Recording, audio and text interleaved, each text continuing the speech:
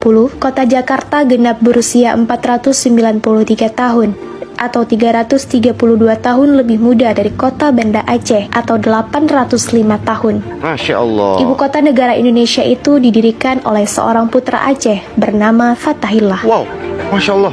Allahu Akbar. Yang ternyata, kontribusi Aceh untuk RI bukan hanya menyumbangkan 2 pesawat terbang dan kapal laut sebagai modal awal Indonesia ketika baru merdeka. Nih, sejarah lagi nih yang harus kita ketahui nih. Wallahi, ya, gue baru tahu nih. Ini. Atau bahasa Pase yang dijadikan lingui franca, tapi juga mendirikan ibu kota negara ini. Masya Allah. Nama Indonesia masih ada, pada dunia internasional juga disuarakan lewat suara radio Rimba Raya, yang saat itu Indonesia sudah dikepung kembali oleh Belanda dalam agresi kedua.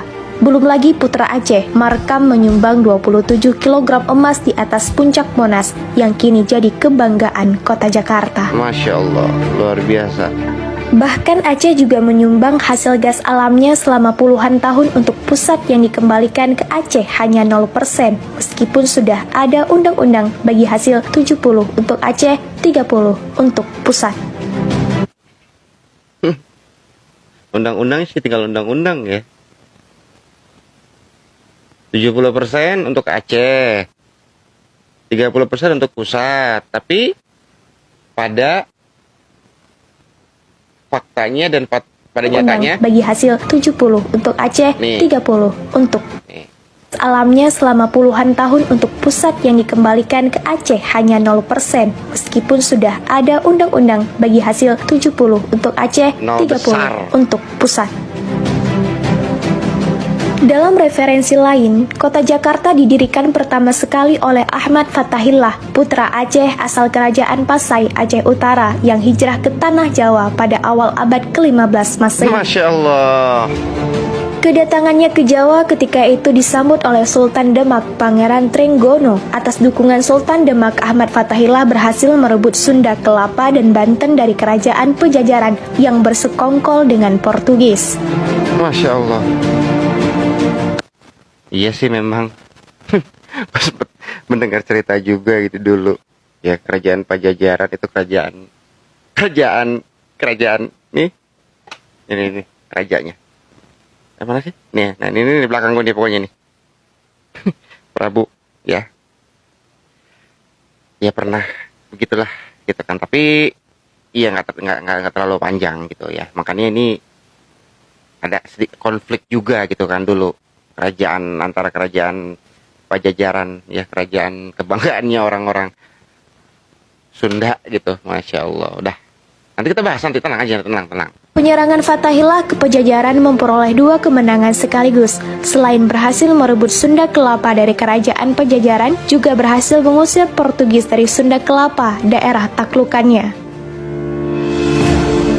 Atas kemenangan inilah, pada tahun 1527 Masehi, Fatahillah diangkat menjadi Bupati Sunda Kelapa oleh Sultan Demak. Dalam tahun itu pula, tanggal 22 Juni 1527, Fatahillah mengubah nama Bandar Sunda Kelapa menjadi nama Jayakarta, yang kemudian disingkat menjadi Jakarta, yang mengandung makna kota kemenangan.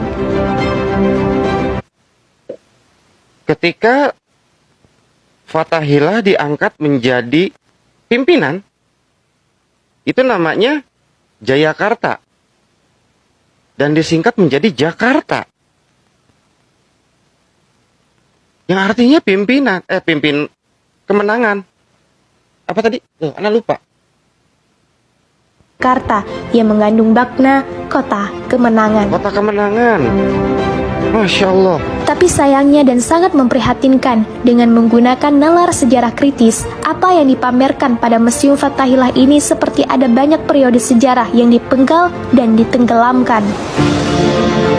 Sebab sejarah Jakarta yang diinformasikan dan dipamerkan hanyalah informasi masa prasejarah hingga masa kolonial. Tidak adanya kita temukan periode sejarah Jayakarta semasa Fatahillah. Masya Allah, nggak ada. Periode sejarah Fatahillah dihilangkan, terlihat dilompatkan dari zaman prasejarah, zaman Hindu-Buddha, langsung ke zaman Batavia di bawah kolonial Belanda. Perubahan-perubahan nama Jayakarta menjadi Batavia pada 14 Maret 1621. Ketika itu, Belanda berhasil menguasai Bandar Jayakarta. Nama yang diberikan oleh Fathahillah 22 Juni 1527. Allahu Akbar. Penamaan Batavia oleh Belanda untuk mengganti nama Jayakarta adalah untuk mengenang suku Batavia, sebuah suku tertua di Belanda yang terdapat di lembah sungai Rhein yang dianggap sebagai leluhur orang Belanda. Masya Allah. Di sini sangatlah jelas antara penamaan Jayakarta yang diberikan Fathahillah pada Sunda Kelapa 22 Juni 1527 dengan menggantikan nama Batavia oleh Belanda untuk Jayakarta 14 Maret 1621. Berarti selama 1 abad sejarah Jakarta dipenggal ceritanya dari sejarah Fathahillah. Hilangnya Masya Allah. 1 babak periodisasi informasi sejarah Fathahillah di Museum Sejarah Jakarta itu. Wow. Berarti sekaligus menghilangkan informasi sejarah peranan Fathahillah sebagai pendiri kota Jakarta yang berasal dari Aceh. Memang kita tidak tahu apakah ini sengaja dihilangkan. Satu-satunya hal yang jauh lebih mengejutkan daripada kebenaran itu sendiri adalah kebohongan yang digunakan oleh orang-orang untuk menutup-nutupi yang benar, dan kebenaran akan selalu menang dengan kebohongan.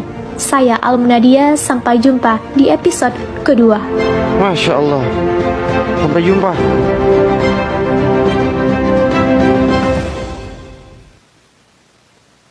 Masya Allah.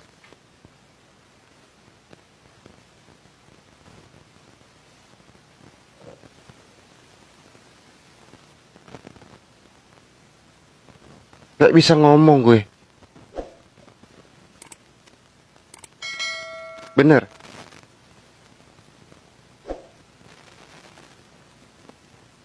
Miris.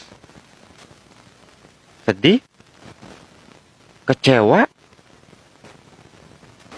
Marah. Nggak tahu harus kayak gimana.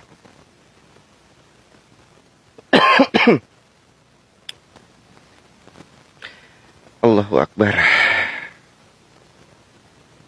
Kenapa masih hilang? Hilang? Dihilangkan? Sejarahnya nih dihilangkan? Tidak tahu? Atau gimana?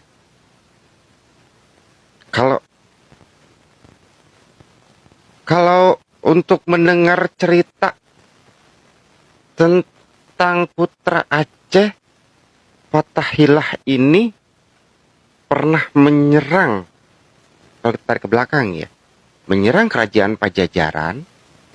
Itu dulu nenek gue sendiri pernah sedikit cerita.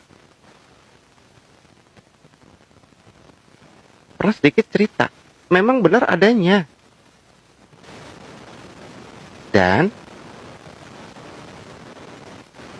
Fathahillah ini memberikan nama Jayakarta atau disingkat dengan Jakarta, dengan kota kemenangan. Tetapi di Museum Fathahillah, di museum Jakarta, di museum Fathahillah, wallahu alam bisa di sini ya. Jadi dihilangkan sejarah tersebut atau seperti apa? Ya, gua nggak tahu juga alasannya seperti apa.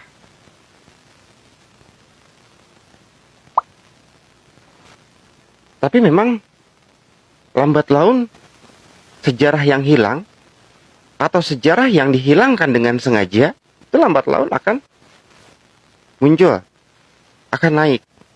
Karena memang benar yang dikatakan tadi oleh adminnya Mualim TV ya, Mualim TV tersebut. Kemenangan akan timbul karena ya ibaratnya seperti apa namanya, memberantas atau menumpas yang namanya kebohongan, ya seperti itulah.